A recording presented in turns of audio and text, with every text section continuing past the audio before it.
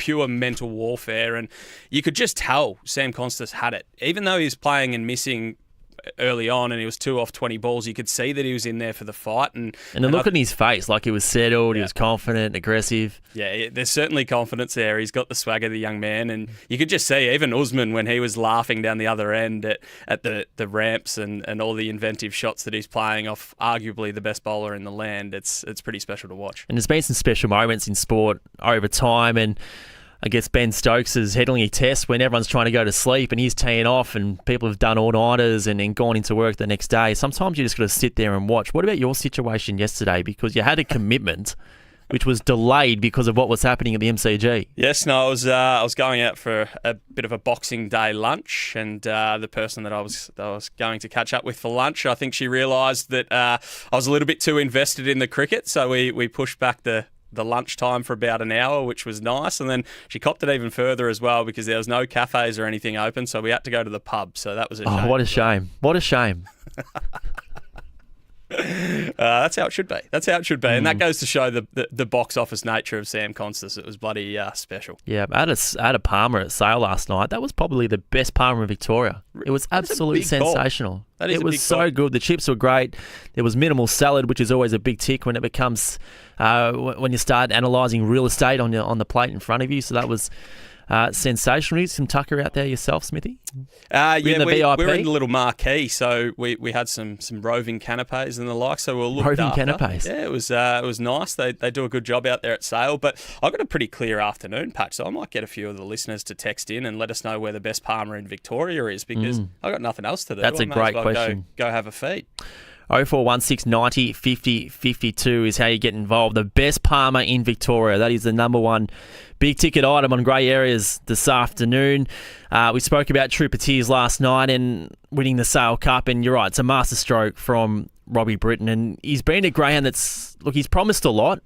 Remember him and his brother Trapper Tears went through the Launching Pad series going back 18 months ago and looked to be absolutely anything. And although he hasn't really taken everything by storm, he's been solid for a period of time. And I guess in recent months and possibly the last 12 months where he's been racing up in Queensland in that satellite kennel of Robbie Britton, I don't think any of us would have thought that he'd be a Sale Cup contender or could do any damage over further than 500 metres, but that's what he's been able to do. Oh, well, I've been watching him go around pretty much week in, week out at Albion Park on Thursday nights over the last few months, and he's been a nice dog. He hasn't been a dog that screams, get him in Group 1s or put him over even the 640 metres. He's raced well over the 600 metres, but it was a phenomenal training performance. Almost a little bit audacious from Robbie Britton to say, let's fly down leading up to Queensland's biggest carnival, try him over a distance that we haven't really tried him over, but it's going to suit because he's going to get out in front. He likes to stay middle of the track. All those traits are going to suit him at Sale, and it's probably a bit of a left of centre thinking process. Like if you and I had a sat here 2 months ago and we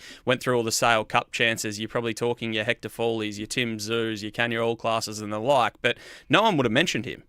But here he comes, and he just run really, really good races. Well, I don't think anyone thought he'd be down here to contest it. Yeah, exactly right. So left of centre one, and it's paid off. Well done, Robbie Britton. Yeah, 100%. So it was a pretty good card at Sale last night. I mean, there was sparks flying through that middle part of the card.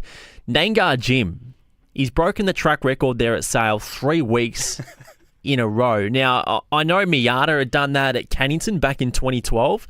Does that ring a bell to you that has happened any other time in your memory? No, I was going to say that Miata would be the only one that's come even close to that. It's such a hard thing to do, and I know the Sale track records are probably the youngest track records given the refurbishments on the track over the last couple of years, so the distance changes and the like of that, but you've still got to break them. And to be able to break your own track records as well, we know greyhounds are not machines, and to be able to run a time that sets a standard and then beat that 2 weeks subsequent to that, it's unheard of just about for me. Yeah, it is, and we know conditions of the night were really quick, but of course it wasn't the only track record to fall on the night. There was a Rising Stars race where a greyhound by the name of Short Straw Trev went nuts, broke 24 seconds there at Sale over the 4:35, and he was the first ever greyhound to be able to do that. So I know we saw fast times there at Sale last night, Smithy. There was fast times at Sandown as well, which we'll speak about soon, and the natural reaction of people is to say, well, geez, the deck's on fire, or geez, they're going fast there tonight.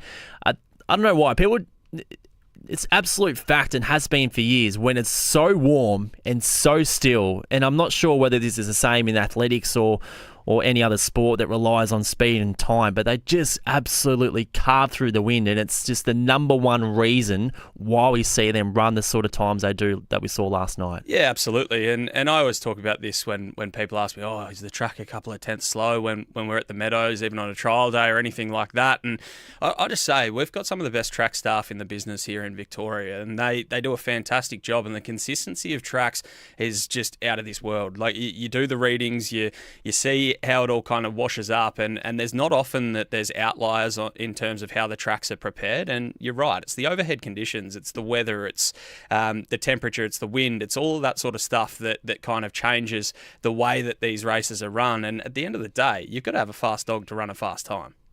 Yeah, 100% right. I mean, time after time, having worked at Sandown for 10 years, I mean, they were the nights where good dogs went like dead set rockets. So we'll speak more about what happened at Sandown last night. At Sale as well, in the early part of the card, there was a couple of maiden heats, and then following that, there was some restricted win races. And I spoke about this last Tuesday on the show with George about these big meetings, in this case the Sale Cup meetings, just with a support card that's fair.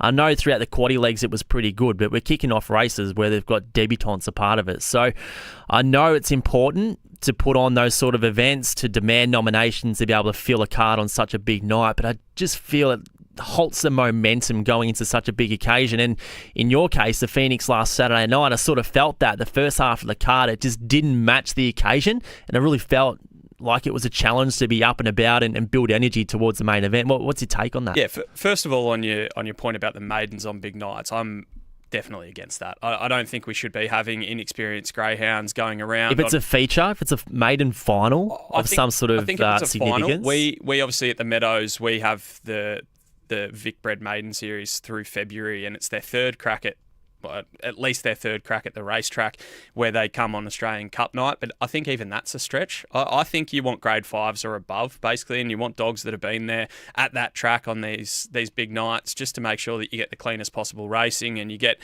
the best spectacle that you can get from a new kind of participant sort of view, whether it's someone that's attending the track for the first time or whatever it may be.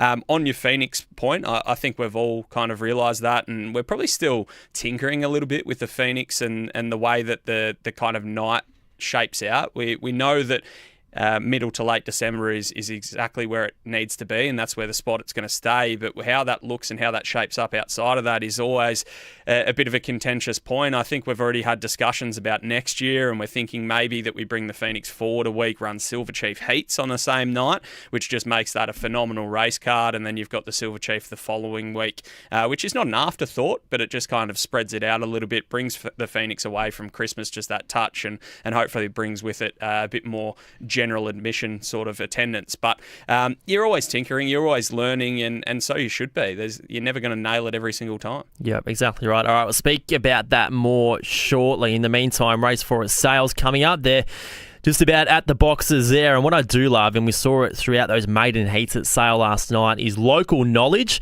and the market reacting to that. And here we've got a restricted win event, and number 7 Snowball 1 has been $2.70 into $1.60. This is race 4 at Horsham. Let's get on track with Dane Barry. And greyhounds are moving in. Thank you, Jason. RSN 927 rejoin us now. The 4th at Horsham, the CHS Group Damsel Stash. Favourites being smashed here. The 7 Snowball 1 for Bill McRae, 270 into 160. Ahead of the 3 Santorini Bale, second row at 420. So last of them placed away. Favourite comes from box 7. We've got a green light. Rules on the roll. We're set to go.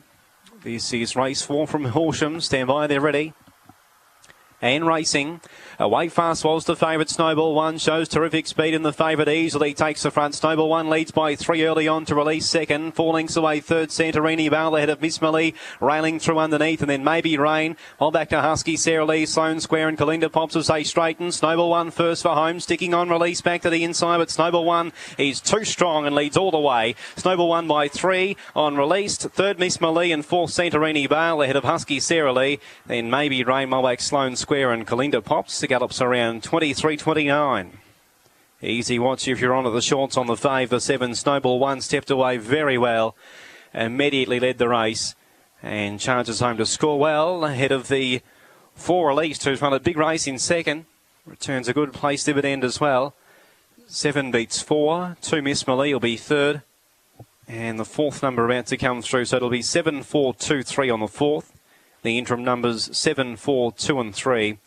Race time 23:27. The first section in 10 and 10. Run home. 7, 4 and 2 there at Horsham with Snowball One, who was very well backed in the lead up to that race. Gets the job done with ease. 160.104. Release for second at $5.50, and then 2 Miss Malie. $1.80. So 7, 4 and 2 there in the fourth at Horsham. Smithy, just crossing back to, I guess, the build-up on these big race nights. You mentioned the Silver Chief and how it links in with Phoenix Night, because last year we saw the final on that night, and now you're sort of suggesting that possibly it's an idea that we have the heats on that night.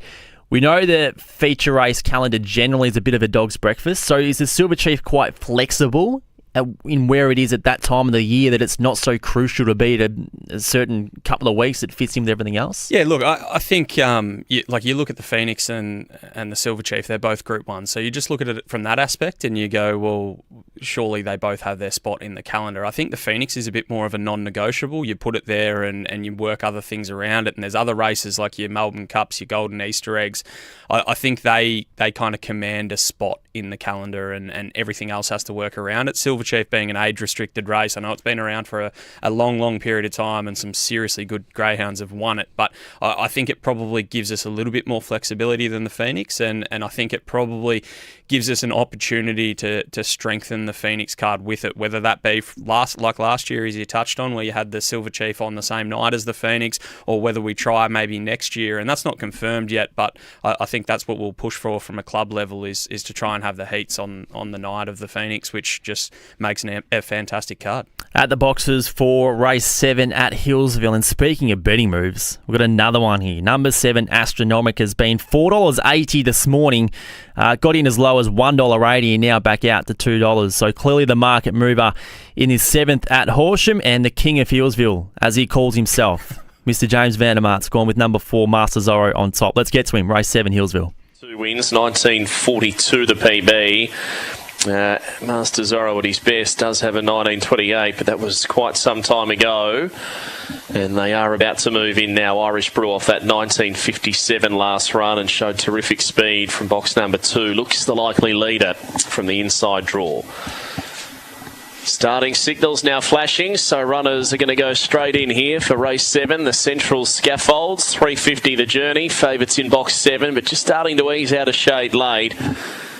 And they are now loading. He does look well drawn out there, Astronomica, as they move in. Runners are getting set now. Loading for race 7, the favourites in box 7. Very easy laid out to 2.20. The late money for number 4, Master Zorro. His best would see him well and truly in this. They're set to run. Green light switched on. They're ready to go. Off and racing now. Master Zorro a touch awkward to go, and Astronomica midfield away. Popping out fast, Red Gum Flyer led up early, challenged by Irish Brew, and Astronomica's gobbling them up down the middle. They're followed by Master Zorro, Intercept Queen, well back Ferocious Sandy, and at the end Aston Plus. It's Astronomica and Irish Brew, and driving Master Zorro, but Irish Brew's going to fend them off again. Irish Brew won it by a neck at the end from a photo. Master Zorro came charging through at Astronomica. Not much in that. Close up then Intercept Queen on the outside, followed by Red Gum Flyer, Ferocious Sandy, and at the end White Shiraz with Aston Plus. Time around 19:84, and the red will cling on. Only just, but Irish Brew has done enough to win here. Staving off, I reckon, Master Zorro. He just took an eternity to get moving, and then when he did, he was absolutely flashing through late. Runs the second ahead of the fave Astronomica, who seemed to have his chance close up for third. 1984 was the run, and home in around 13:23. It's won the winner from 4 seconds, 7 third. Fourth in was number 6, and that was Intercept Queen. So the red gets the job done there at Hillsville. They're about to score up for the opening race at Melton, and Rob Auber's got his work cut out for him here with just the 3 runners to go around. And it was a small field as it was, but the market was turned on its head after the late scratching of number 1, Promise Dream. So it does leave The 5, Kai Valley Misty as the favourite at $1.50 in what looks to be a match race on paper at least, with Winnie's Dream being $2.60. And, of course, the outsider dressed up in the city, which Corey Smith does extremely well, is $31. Let's get the Rob for the first at Melton. The Trotters, Vicbred Platinum Homegrown Classic for the 3-year-old Trotting Fillies final. It's a $25,000 race. And Kai Valley Misty just being a little bit touch and go here in the score up. Back about 5 or 6 metres, Chris Elford making sure that she settles well, and she will trot away at the moment. She's back last of all. Winnie's Dream, as expected, goes to the lead. Kai Valley Misty's off the track, just given plenty of space to balance up. Needs to get around his first turn. Dressed Up in the City, who's the outsider of the trio, is back in third spot behind the leader. They've travelled the first few hundred metres, 7.9 lead time. Winnie's Dream leads the way by a metre. Kai Valley Misty's trotted away safely, moves up in the second spot. Wants to go a little bit quicker, but Chris Elford, he knows how to drive these trotters, and he's giving Winnie's Dream plenty of time to settle, plenty of room, and it still trots nicely outside of Winnie's Dream. Just goes up and applies a little bit of pressure here. He's not going to allow Winnie's Dream to get away with it under her own terms, and Dressed Up in the City's third and last. They leave the straight. First quarter, 31.1. It's only a field of 3, but it's an interesting race, as we can see. In Winnie's Dream, Felisa Miles leads 2 metres to Kai Valley Misty, who wants to get its head up in the air. It's 2 metres away with Chris Elford driving here for trainer Brent Lilly, and in third spot, Dressed Up in the City for Nick Youngson, who drives for his daughter Tara McNamara, and owned by his wife Debbie Youngson. So they head down the back, and Winnie's Dream slipped a little bit more rain, 30.6 the second quarter at 61.7.5, and Winnie's Dream got about 5 metres clear. She tries to take the sting out of Kai Valley Misty, who'll keep coming, and Dressed Up in the City just starting to struggle. They head off the back straight. Winnie's Dream, 4 metres clear. Kai Valley Misty hasn't given up the chase just yet, and about 12 metres away and dropping out was Dressed Up in the City, coming up towards a home turn. 29.2. It's the Harasta Trotters Vicbred Platinum Homegrown Classic final, and it's the 2-3-year-olds doing a great battle here. Winnie's Dream, Kai Valley Misty's trying to pick up the bet. That's Winnie's Dream a metre in front. Kai Valley Misty's going to come late. It's Winnie's Dream still holding Kai Valley Misty. It's Winnie's Dream getting home, because Kai Valley Misty broke up about 40 metres on the line, and Winnie's Dream gets home and scores by about 6 metres on the line to Kai Valley Misty, who I don't think was going to pick up Winnie's Dream despite breaking over the concluding stages, and about 30 metres away to Dressed Up in the City. 30 seconds of final quarter, mile rate 2 minutes, 0.8. Exciting start to the day with Winnie's Dream leading throughout in the Harasta Trotters Vicbred Platinum Homegrown Classic final for the 3-year-old Trotting Fillies. It was worth $25,000, and Winnie's Dream has been able to trot throughout Felisa Miles, who's having a very good run at the moment. She's doing a terrific job with her team by Aldebaran Eagle at a Sasha's Dream. Alfie Miles, the owner, raced by her son, and Lisa, who trains and drives. So Winnie's Dream wins the first there at Melton in what was a messy sort of race for a 3-horse field. So wins at $170. Of course, no place price with the small field. Kai Valley Misty, the runner-up, and number 3, Dressed Up in the City, along third. 153 there in the first at Melton. Quick break. Back more here with Grey Areas shortly. The out-the-door sale is on now at Doors Plus. Save up to 50% off across the range. Plus, we can fit, paint, stain and deliver. Visit a showroom for a free measure and quote. Up to 50% off till this weekend only. Doors Plus. No fuss. The Southern Hemisphere's best yearlings at Australia's holiday playground. The 2025 Magic Millions Gold Coast Yearling Sale, January 7 to 13. The Gold Coast Yearling Sale not only leads the way for individual Group 1 winners sold since 2019, more than double any other Australian yearling sale. They've also won 3 times more Group 1s, with recent graduates including Spring Stars, Private Life, Southport Tycoon, Steffi Magnetica and Knight's Choice. It's the sale with more opportunities to find more champions. See the catalogue at magicmillions.com.au. RSN's coverage of today's Melbourne race meeting is brought to you by the 2025 Magic Millions Gold Coast Yearling Sale. View the online catalogue now at magicmillions.com.au. Put some miles on it. Summertime is RSN Racing and Sport. We could break it in. Hope you're enjoying your Friday afternoon. This is Grey Areas on RSN, talking all things greyhound racing. We've covered a fair few bases, myself and Corey Smith so far. And of course, Smithy, we alluded to the fact of a couple of big performances at Sandown Park last night, and none bigger than that of Lakeview Emily, who I think becomes the 14th greyhound to break 29 seconds at Sandown Park. 4.96 earlier, which is just screaming. 18.54 to the back and 28.94 overall. She's a machine and absolutely humming at this point in time. Yeah, she's an absolute star. She obviously didn't have much luck in the Phoenix, but yeah, she just proves time in, time out that she is a proper greyhound. I think 4th female, correct me if I'm wrong, to break that 29 seconds. Correct. Nina Paddy, wow, she's fast. Miss Envy. Correct. And Lakeview Emily. Miss Envy's going around tonight at Albion Park, so we'll touch on that as well. But yeah, Lakeview Emily, she's an absolute star, and while she hasn't been able to do it on the grandest of stages yet, it wouldn't shock me to see her change that sometime soon. You wouldn't mind a greyhound who would run 29.68 at Sandown Park? It's pretty handy. Yeah, I'd be happy to own one. Vista Yitrim in that race ran last. That's running that time. That is unreal. Orly Bar runner-up going 29.09.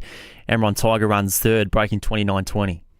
It's a very else. fast race, and we'll talk about overhead conditions, but the warm weather this time of year, it brings that sort of stuff out, but fast dogs still run fast time. 1,000%. And, of course, the following race, there was similar sparks fly with Vincent Balders defeating Zipping Hopkins, and Zipping Hopkins broke 34 seconds and still didn't win the race.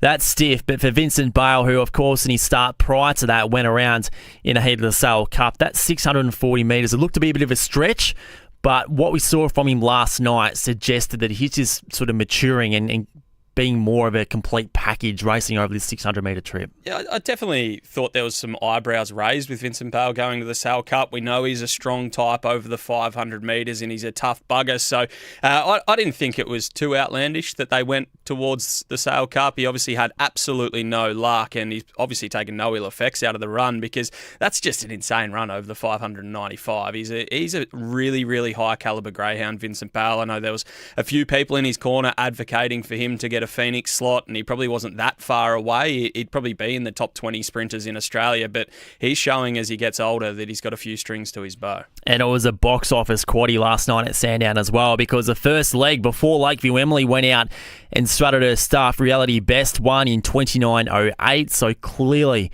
a career best win from her. And then in the last leg of the quaddie, Irish Millie, the Sandown Cup winner earlier this year, back in form, running 41.7. Yeah, it was good to see her back, and you and I actually watched that race together at Sale, and as soon as she lobbed where she did, I think we were both surprised, and then once she got down that back straight, she just turned the jet engine on, and she decided to absolutely rattle home as she does. Hey, speaking of Miss Envy, you mentioned she heads to Brisbane, which is tonight? Yes. In heats of the Bogey Lee Futurity. So there's 3 heats of those, which is probably a little bit light on, but there's plenty of quality, and there's no better quality than Miss Envy. I know you have a massive opinion on it, of her. I've always been really keen on her as well. She's an absolute star. She's in flying form, and she's just another one of these WA greyhounds that seems to travel all around Australia and perform at her best wherever she goes. So I think she's going to be hard to beat. I think she's around the $1.60 mark as well. So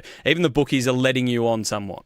Yep, indeed. So 3 heats of the Futurity there, which is the first night of their summer carnival? Yeah, well, I think you could probably say the Queensland Flames started at their lead-up race a few weeks ago, leading up to the Phoenix, but I think this is when it really ramps up and all the attention turns to Queensland racing. There's some massive races over the next month or so, and I dare say there'll be a massive Victorian contingent that head up there and try and plunder some of the riches. Another feature racing over the weekend, there's heats of the Derby and the Oaks at Warrnambool tomorrow, which we of course look forward to. And in terms of what's happening at the MCG, Australia's 7 for 451. Pat Cummins being the latest loss for Australia, and Steve Smith and Mitchell Stark at the crease at the moment, with, of course, Smithy on 137. Did you ever make a ton, Smithy, yourself? Absolutely not. I think I raised the bat once for a 50, and that was about it, mate. I was a bit of a no-hoper. Righto. All right, text message in for the best nomination for a Palmer.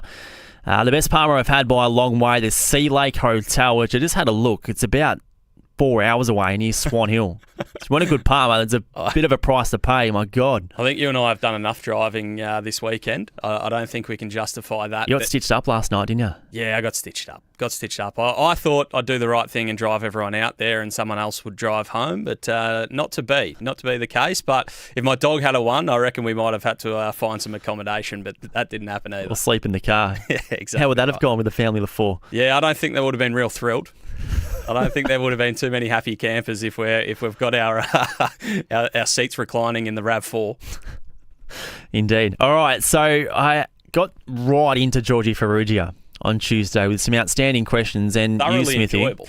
Smithy, this is your ballpark. Now, you sent me some suggestions for the Fire at George, and a few of them did feature in the final field, and how good was he in responding to some of those? Some epic answers. I was sitting there absolutely howling of laughter. Some of the responses, the 115 in the right lane, absolutely sent me. Your memories of Waverley Park, having a praying before the Ansett Cup final. Nothing beats it. But all right, you sent me some suggestions Tuesday morning. Now I'm going to fire them back at you. Well, this will be good because I haven't actually thought about the answers, but I know what the questions are. So we'll see how well I think on the fly. The greatest sporting event you've ever been to? For AFL Grand Final when the Pies beat the Lions a couple of years ago was pretty good. I've been lucky enough to head to a few around the world. Going to the NHL was pretty special as well. I loved that for whatever reason. If you could go back in history to any time for 15 minutes, where would you go? Maybe the 1990 Grand Final, and because I was born in 95, so I missed that. And the ongoing trivia question with Dad is who kicked 5 goals in the 1990 Grand Final? And the answer is, of course, Essendon. So I wouldn't mind reliving that. How old is too old to wear a footy jumper to a game? 14. 14? Yeah, I think 14. So George's went with 45. You've gone with 14. Yep. Go the polos or the scarves. The worst present you've ever bought someone? I bought Dad gardening gloves for his birthday for about 19 years in a row. A brand new set every year? Brand new set every year. Did they get used? Probably not. No. A goldfish as a pet, is that acceptable? It's acceptable enough to have fish, but I don't think you can call it a pet. If you're in the right lane on the freeway, what speed do you do? 105 or 107, depending on your mood. Other than your wife, which of course you don't have at this point in time, Yep. Who would be the one person you love to go on a date with from history? Emily Ratajkowski. Oh, tell me more. Never heard of her. You're missing out. I might have to show you a few things after this. Your most useless purchase? Jeez. That's a tough one. Probably. I don't know about that one, Pat. What about your Falcon? Nah, that was highly useful. No, that was highly useful. That probably goes the other end of the spectrum. But useless one was probably whatever I bought in the Kris Kringle for the family yesterday. Mum would have bought it for me. Something you wish you weren't too old for? Playing footy, I reckon. Oh, you're 29, mate. Yeah, washed up. I'd love to go back into an era where there was no mobile phones. That would be absolutely good, actually. Fantastic. I'd thoroughly. I'm so jealous watching concerts and whatnot, and there's people in the crowd actually enjoying what's going on. Yeah. Bit strange in the modern era. Which reality TV show do you think you could win? Survivor. A lot of mental games. I wouldn't be too good on the not eating much side of things, but I think the mental games would be right up my alley. How would you go in Big Bill's house? Big Bill's house, yeah, that'd be good. I don't know if I could deal with Bill, though. It'd be a bit too much for me. Unbelievable. What's on for the rest of the day, Smithy, on what is the laziest work day in Australia? Not much, mate. Might go put the feet up, watch the cricket, might even crack a can. It's that time of year for it. But no, just a nice relaxed one, and then I might head to the Woolamai picnics tomorrow. Woolamai picnics? I'll be at the MCG. Yeah, no, it's a ripping day, the Woolamai picnics. You just rock in with your camp chair and your esky, and there's nothing better. All right, so if each of us don't get sunburnt tomorrow, that'd be an absolute result. Smithy, thanks for your time today. Thank you very much, Patch. Firstly, the quaddie, race 5 at Horsham's coming up. Rabada is a part of the field. Kagiso, as others might know him. Here's Dane Barry. This is the first leg of the quaddie at Horsham today. The ride for Lucy.com.au, and they're just about set to go. Favourite box 6 Rabada for Simone Fisher's going to jump 3.10. Right on its heels for Yu Yang Yala 3.20. We've got a green light. The oil's rolling. We're set to go. Race 5 from Horsham. They're ready. And racing, Rabada in the back half of the field early on. Away fast into stride out wide would have been Lady Arant. Takes over the early lead by 2 to second. Tommy from Mars and Rabada into clear out third on their heels. Followed by Yu Yang Yala. A gap to Quillery. Fall back now, Cromwell and Ivy. Mac Cruz and last is Pyrenees Blazer in the straight first for home. Tommy from Mars coming hard. Yu Yang Yala. Rabada. Tommy from Mars up on the inside is going to score. Tommy from Mars 2 lengths on Yu Yang Yala. Third Rabada and fourth went to Quillery, I think, ahead of Lady Arant. And then came Mac Cruz, well back Cromwell and Ivy. Last in would have been Pyrenees Blazer, and the time 23.63. Number 5, Tommy from Mars for Jason Sharp, has scored number 5, the winner. At start 50 today, he's recorded his 7th career win. Getting up on the inside lake to score number 5, the winner. For Yu Yang Yala, second. 5 beats 4. 6 runs third, Rabada. And the fourth number about to go in the frame was close. Goes to number 8, Lady Arant. So the interim numbers are 5, 4, 6 and 8. 5, 4, 6 and 8, the interim numbers to race 5. The time 23.62. First sectional 10.38. And the run home 13.24. Margin was 1 3/4 on the wire. 2 1/4, second and third, the 5. Tommy from Mars was indeed the winner. A Brindle Dog by Tommy Shelby out of Oscar Larker for Jason Sharp at Lara. And the V Alaska Hyundai Syndicate, that's A-Lie and J Sharp, the winning owners involved. As I said, start 50 for him today. He's recorded his 7th career win. Further 11 minor placings and onwards of 12,000 in prize money after today. He was indeed the winner and was pulling clear late to score well. Over 4, Yu Yang Yala, second home. A black bitch by Selzanti out of Pandora's Proof. Jason Wickham at Lara. Third, number 6, Rabada, who was a little slow to go, but he's run really great. Got to the outside and has charged home into third placing. A black dog by Tommy Shelby out of Chloe Louise for Simone and Darren Fisher at Lara. Fourth, number 8, Lady Arant for Max Zammett at Exford. Standing by for Toad Dividends now on race number 5, the rideforlucy.com.au. Number 5 was indeed the winner. Tommy from Mars in betting was 5 out to 6 fixed. Is going to return around 4.50 and 2.30 on the tote. And the totes are coming through now. So 5, Tommy from Mars, returns 4.50, 2.30. 4, Yu Yang Yala, second, $2. 6, Rabada, third, 104. Fourth, number 8, Lady Arant.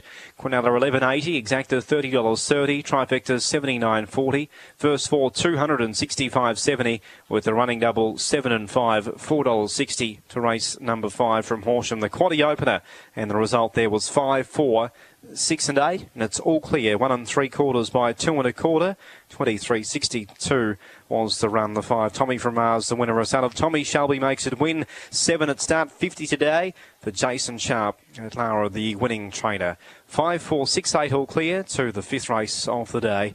Race number 6 is next. The Locks Constructions is a free-for-all over the 410. Jumps at 10 to 1. That's around 14 minutes away. Harvey Norman clearance on now. Shop unbeatable deals store-wide. TVs, fridges, laptops, mobiles, furniture, bedding and more. Priced to clear. Save over $1,500 on LG 65-inch OLED TV. Up to 35% off Windows 11 computers. 10% off already low prices on selected big brand mattresses and adjustable bases. Up to a huge 50% off clearance rugs. And Lusso fabric recliner and footstool. Hot price now just $448. Harvey Norman clearance. Best brands, best range, best prices guaranteed. Conditions apply. Unibet is your go-to place for betting on racing. There's extra value available every single day. Enjoy bonus-backed races on selected Metro meetings every weekend. Best towed exotics, racing multi-insurance and more. With Unibet, it's never been easier to get involved. Bet now with the Unibet app or head to unibet.com.au. Unibet, your place to bet on racing. Eligible existing Unibet customers only. Limits, terms and conditions apply. What's gambling really costing you? For free and confidential support, visit gamblinghelponline.org.au. On RSN Racing and Sport, welcome to Friday Feast. Wouldn't be a Friday Feast without a little bit of music. Leave it up, Cusey. Andrew Hughes is here with me. So if anything goes wrong today, total blame on him. It's not me, it's him. He's going to look after us with all the buttons, and we're going to enjoy a feast of winners, looking at the 3 racing codes in this first half hour. And then, of course, we're into the day's racing. Hillsville, they're just getting to